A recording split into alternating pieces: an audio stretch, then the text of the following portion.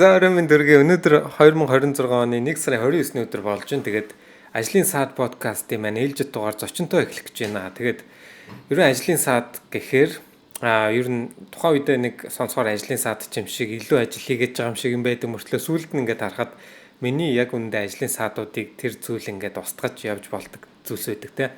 Гэхдээ бүх зүйлс тийм биш. Тэгэхээр бид нар яг тийм хэрэгтэй зүйлсийг одоо ялгаж ярих зорилготойгоор ийм зочинтой подкастыг энэ удаа эхлүүлж байна.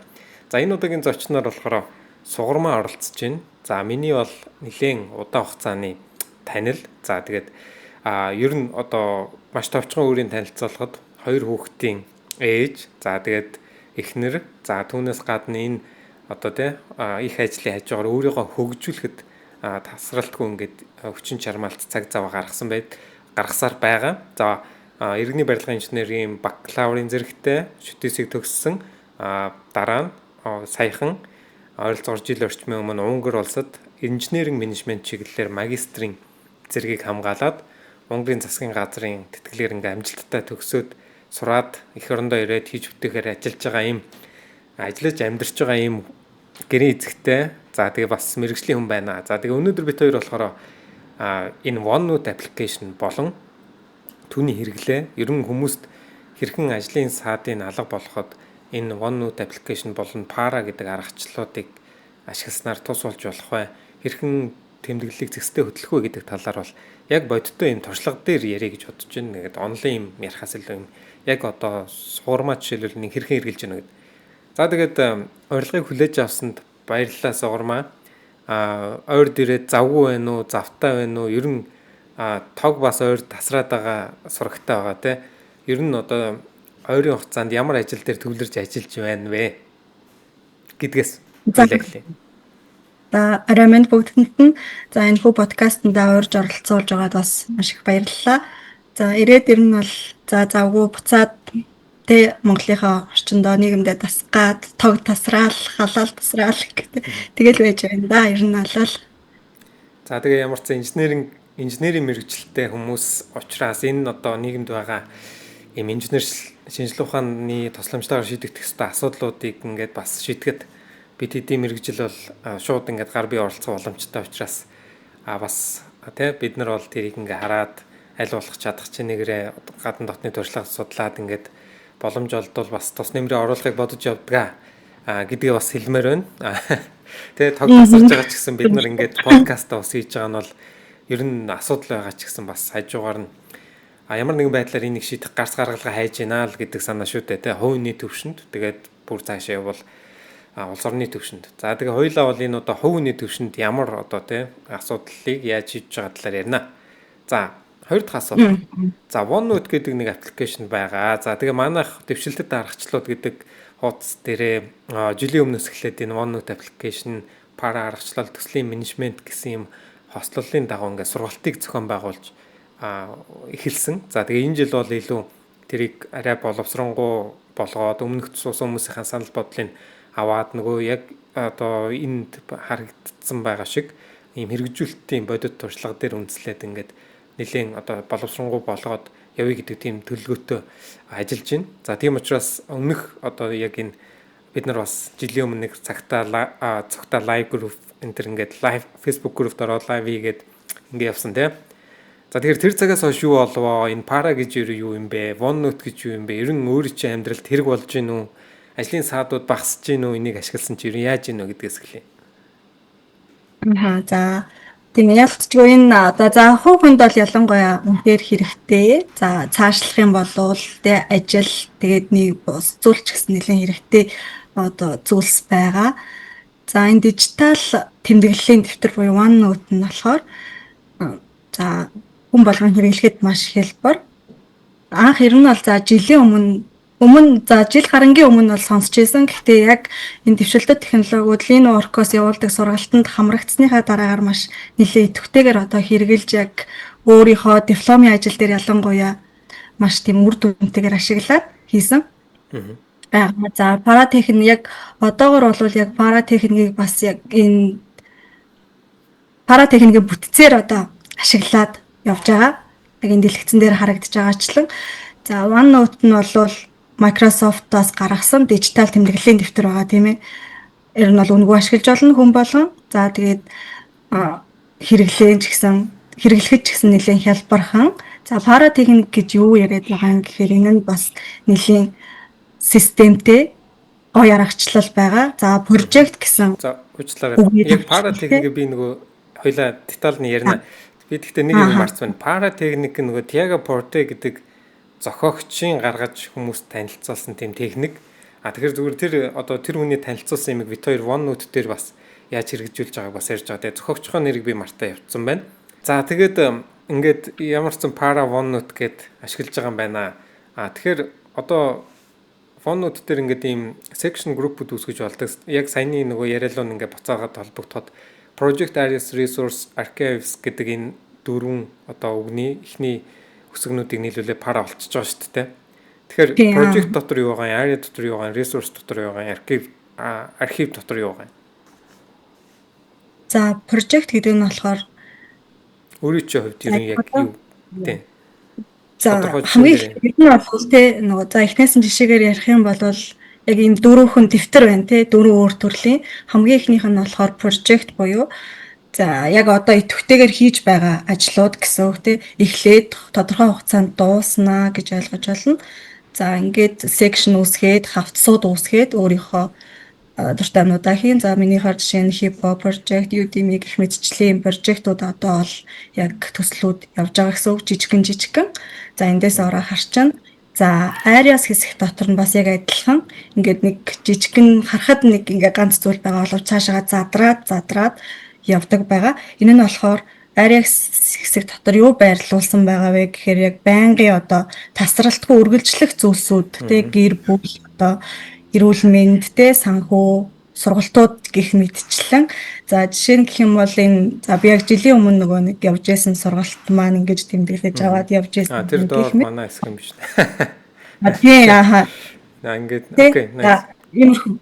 Тэгэхээр энэ ягаад энэ дотор явж байгаа гэхээр үргэлжилж байна гэсэн үг те тасралтгүй байх учраас яг нэг хэсэг дотор явж байгаа. За дараагийнх нь болохоор нөөцүүд гэсэн хавтуус байна. Энэ дотор бол хөвчлэн за уншсан номын тэмдэглэл юм уу ирээдүйд одоо хэрэг болно гэсэн сэдвүүдэд багтааж хамааруулж өгсөн байгаа.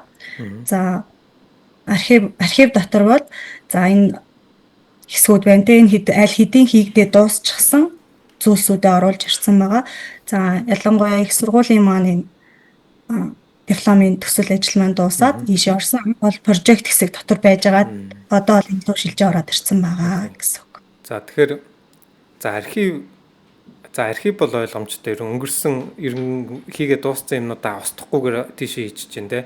Тэгвэл төсөл тэр projects болон areas хоёрын ялгааг ингээд нэг өгүүлбэрээр хэлгээвэл юу гэж хэлэх вэ? Яг ямар зааг ялгаа зарчмын байна? За төсөл гэх юм бол төсөл гэх юм бол жишээ нь гэх юм бол нэг хэсэг хугацаанд эхлээд дуусаад буцаад хаагдана гэсэндээ за жишээ нь гэх юм бол яг гэрснийхаа дараа бол манайх нөгөө гэртээ засвар хийсэн. Тэгэхээр тэр маань нэг хэсэг үргэлжлээд тодорхой хугацаанд дуусна. Тэгэхээр магадгүй тэр талаар би одоо барилгын мэргэжилтэн за ямар материал авах вэ, ямар үнэтэй авах вэ ч юм уу, хэдэн хоногт хийх үү гэх мэтийн зүйлсээ хаанаас авах уу гэх зүйлсээ project хэсэг дотор оруулаад тэмдэглээд дуусж байгаа гэсэн үг. За Areas хэсэг дотор маань гэх юм бол за жишээ нь эзэж одоо гэр бүлийн асуудал хүүхдүүд гэх мэт зүйл маань болохоор ингээд тасралтгүй байнг надтай явж байна. За хоёулаа цагийг илүү одоо үр бүтээлтэй ашиглах үднээс шууд ингээд шилжээд явъя. За одоо дараагийнх нь болохоор юу байна? Одоо бид нэг жишээн дээр яригдсан байгаа шүү дээ. Тэр жишээ нь болохоор дипломных нь ажил байна. Тэгэхээр одоо тэр архив дотор байгаа дипломны ажил буюу thesis гэдэг одоо тэр нэг тийм фолдер дотор байгаа ийм пэйжүүд байна те одоо энд харагдаж байгаачлаа. За энэ пэйжүүдийг ер нь одоо ингээд харъя л да. Тухайлсан нэг пэйжийг ярив. Тэгэхээр одоо ингээд пэйж гэдэг чинь тодорхой нэг тийм тэмдэглэлийн одоо дэвтрээр бол тэгээ цаасан тэмдэглэлийн дэвтрээр бол нэг дэвтрийн цаас ч юм уу эсвэл одоо яг юу гэж ойлгох вэ энэ пэйжүүдийг нэг дэвтрийн цаас гэхээр нэгхэн цаас биш байгаад байгаа тийм чи хязгааргүй юм канвас одоо маш их мэдээлэл агуулах боломжтой байгаад байгаа шүү дээ нэг пэйжин дижитал учраас тэгэхээр ер нь пэйжийг юу гэж ойлгоод яг яагаад ингэж нэршил өгөөд хатгалсан байна вэ? За пэйжүүд болохоор ингээд дотроо яг нэг дэвтрийн одоо хуудас гэж хэлэхэд бас арай багтан дэн дотор би хүссэн зай хэмжээндээ одоо ингээ хоошоо доошоо нэлээ их гэсэн үг. Хүссэн орон зайдаа юу ч бичиж олон, тэмдэглэж олон, бас файлууд ч оруулж ирэх боломжтой. За энэ дээр болохоор би нөгөө буцаад ер нь бол эн чинь юмыг хэлбэрчилж байгаа тий дэвшилтэт технологи ч юм тэрийг ашиглаж байгаа үүднээс бас ингээд буцаагаад би юмаа олоход надад амар хэлбэр байх үүднээс ингээд за эхлээ судалгаа гэж юу вэ? Би судалгаа гэдэг үг мэдэхгүй байсан учраас энэ талаар ингээд олсон мэдээлэл эхний хэсэг цуглуулах нь байна. За дараа нь бол магадгүй энэ дээр би хаанаас ямар мэдээллийг одоо ямар tools ашиглахын, техник ашиглахын, ямар сайт руу орохын гэх мэдээлэл ингээд эндээс шууд олоод харчна. За мэдээж англи хэл дээр сурч байсан болохоор үгийн сангаас ажруулах үүднээс үгийн сан тэгээд диплом бичиж байгаа сэдвүүтэй манай холбоотой ингээд унших мэдээллүүд байсан учраас нэр өгөөд тэгээд тодорхой яг илүү ороход л би энэ мэдээллээ бичнэ, эндээс харж чадна гэсэн байдлаар хөтлөө явсан байгаа. За бусад үргэлжлэх зүйлс нь болохоор яг дипломынхаа сэдвийн дагуу хэсэглэр ингээд нэрлээд явсан. Одоо ерөнхийдөө PDF-ийг оруулж ирээд ингээд дээр нь тэмдэглэгээд ашиглаад энэ ингээд явсан байгаа юмнууд харагдаж шүү дээ тий. За одоо тодорхой нэг пэйж дээр хоёлаа ингээд харах боломж байна. Одоо ингээд саяны нөгөө гараараа бичсэн болон шивтсэн тэгээ линк минктэй тийм юмнууд байна шүү дээ. Тодорхой нэг пэйж дээр за тэр судалгаа гэж юу гэдэг дээр жишээлбэл хоёлаа шууд харуул. Окей. Ингэнгүүт одоо тэр чексэн нь бол ингээд одоо жишээлбэл iPad-тай ч юм уу таблеттай хүмүүс нөгөө электрон одоо харан дагаараа ингээд чеклээ тийм тэмдэглэл хийгээд явчих боломжтой байна те. Утсан дээрээ нөгөө хуруугаараа ингээд явцдаг. Тэгэхээр ер нь ингэж одоо юм шивэх болоо ингэж гараараа дээр нь ингэж балал цохлоо бичих одоо боломж бол гарч ирж байна. Энийг ер нь хэр давуу талтай гэж харж байна вэ? Ер нь яаж хэрэг болсон бэ гэдэг талаар. За энэ OneNote-ийг те ашиглахад болохоор гар утсансаа ашиглаж болно, iPad, компьютер зэрэг ашиглаж болно те. Тэгэхээр маш олон давуу талтай. За энийг зарим нь би iPad-наас бичсэн байж болно, зарим нь утаснасаа, зарим нь компьютераасаа тэгээд за тодруулж байна. За хийсэн зүйлсүүдээ за би энийг болцсон ийм сэдвүүд байна гэд дараа нь чеклээтэй шалгаад явчихж байгаа. Дээр нь бал цохлоод тодруулаад харахад ер нь бол нэлийн ашиг тустай амар хэлбэр. За тэгээ англиарч бичиж болно, монголоор бичиж болно. Юмыг ер нь энд харсан зүйлсээс take coffee-дод оруулж ирээ тавьсан ч болно. Гэх мэтчлэн маш олон зүйлс хийх давуу талтай байна. Окей. За тэгэхээр ерөнхийдөө бид хоёр нөгөө хүний бүх мэдээллийг ингээд гаргаад илэргээд харчиж болохгүй. Бас нөгөө хувийн нууц мууц юм гээд байгаа шүү дээ. Тэрнтэй холбогдуулаад би бол тодорхой нэг юм дээр ингээд яриад хоёлаа нэг одоо хальт жишээ үзүүлээд өнгөрийгээд хүсэлт тавьсан байгаа. Тэгээд ямар ч тэр хүсэлтийн маань хүлээж аваад хүмүүст харуулсанд баярлалаа. Тэгээд дараагийн юм дээр ингээд нэг асуулт байна. Одоо суугийн жишээлбэл ингээд юун дээр бол маш их тэмдэглэл хийдэг шүү дээ. Тэгээд одоо цаасан одоо тэмдэглэлийн дэвтэр дээр тэгэхээр цаасан тэмдэглэлийн дэвтэр дээр ингээд тэмдэглэл хийж хагаад жилийн өмнө энэ OneNote-ыг ашиглах шийдвэр гаргаад OneNote дээр ингээд мэдээллийг тэмдэглэж эхэлсэн. Энэ хоёрын ялгаа ер нь юу вэ? Тэгээд ер нь одоо нийт тэмдэглэлээ ингээд хийсэн тэмдэглэлээ харьцуулбал хэдийн OneNote дээр хэдэн хувийн OneNote дээр хэдийн одоо гар дээр одоо цаасан дээр хийсэн байна вэ гэдэг дээр. За ер нь бол жилийн өмнө бол дандаа ингээд дэвтэр ашигладаг байсан. Одоо дэвтрийг харахаар нэлээд олон дэвтэр. Гэхдээ яг би зарим нь хаана юу байгаа нь бас тодорхой биш тий. Тэгээд бас нэлээд байнга өргөөд явхад ер нь бол хүндрэлтэй байнга авч явна гэж байхгүй. Яг юу нь хаана байгаа юм гэдгийг ойлгомжгүй зүйлсүүд маш их байсан. Яг энэ OneNote руу шилжснээр болохоор хэлбэр хаана ямар мэдээллүүд байгаа би юуг харж болох те юу эсвэл хийж ийсэн ямар уулзалт орж ийсэн ч юм уу бүх тиймэрхүү зүйлсээ одоо сэргээж харахад маш их хэлбэр болсон.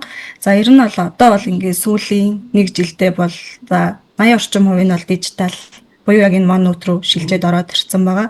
За ганц OneNote-оос гадна нөгөө нэг одоо пара техникийг болохоор за өөрийнхөө Google Drive дээр ашиглаж болно. За эсвэл компьютер дээр ажиллаа хийж явахдаа ч гэсэн бас адилхан яг фолдер үсгээд яг энэгээр явхад би хаанаас нь нөгөө нэг ингээ хайхад энэ project дотор ийм л юмнууд байдаг тий. За архив дотор ийм, Arias дотор ийм юмнууд байгаа гэж мэдээллүүдээ ингээд хооронд нь болоход маш амар цэгцтэй болсон. За зарим үед болохоор яг гар бичвэрийг одоо өдөр тутмын зарим зүйлсийг тэмдэглэх тий. жижигхэн энгийн тэмдэглэл маягаар л ер нь бол ашиглаж байгаа. Бусад зүйлсээ бол дандаа яг дижитал яг энэ манай өдрөө За тэгвэл ямар ч зэн пара техникийг төдөж олсон Tiago Porte гэдэг үндэ бас энэ ташрамд баярлалаа гэж одоо сонсгол баг. Гэхдээ ер нь их буянтай хүн биш үү гэж бодож байна. А би бас нэлээд бас ер нь тэмдэглэл маань зэгцэрсэн энэ аргачлалыг ашигласнараа. За тэгээд өнөөдөр ямар ч зэн урилгыг маань хүлээж аваад цагаа гаргаад оролцсонд баярлалаа. Тэгээд миний хамгийн сүүлд асуулт болохоор ийм юм байгаа юм л да. Ерөн ингээд хүн ингээд мэдээлэл аваад тэрийг ингээд заавал гараараа ингээд биччихийж ингээд юм сурдаг ч гэдэм үү те хүмүүс байдаг. Эсвэл одоо энэ дижитал юмд нэг тийм сүжиггүй байдаг штэ. Тэгэхээр чи болохоор аль төрлийн хүн байсан бэ? Тэгээд ер нь одоогийн байдлаар энэ юмаа цаашаа одоо яаж сайжруулъя гэсэн тийм бас бодолч гэдэм үү те хэрэгцээ шаардлага хэрвээ байгаа бол тэрийгэ бас хэлээч гэж хүсэж байна. Хамгийн сүүлд. Миний хувьд бол ер нь нөгөө нэг бичээд дараа нь цээжилдэг төрлийн хүн юм шиг байгаа байхгүй ер нь бол тэгэхээр бичих нь бол хэрэгтэй дараа нь мартахгүй юм харна. За цаашид ер нь бол тэгэхээр тийм төрлийн хүн тэгэхээр бичих дадал маань надад угаасаа байсан учраас энэ лөө шилжихэд ер нь бол бас арай амархан тэгээ бас намайг хөнгөвчүүлж өгсөн гэсэн үгтэй байнгын цаасан дээр бичих юм маань. За тэгээд цаашаа ер нь бол сайжруулах шаардлагатай байгаа. Одоо бол ингээд багаар ихэд сураад ингээ шинчлээд десекшнүүдээ гэх юм уу. За энэ дотор нэнийг оруулъя гэд янзлаад багаар ер нь бол байнга сайжраад явж байгаа гэсэн. Окей, nice. За тэгээд баярлалаа. Цаг маань энэ үрээд өндөрлж байна. Тэгээд энэ дээр ярьсан одоо Сугармагийн Instagram хаягийг би энэ видеоны доор байршуулна. Description хэсэгт мөн Tiago Porte зохиогчийн Fara гэдэг аргачлал тэр номыг бас холбоос энэ байршуулъя. За тэгээд энэ удаагийн дугаараа энэ түрээд өндөрлөе. Дахин баярлалаа. Баяртай. За баярлалаа.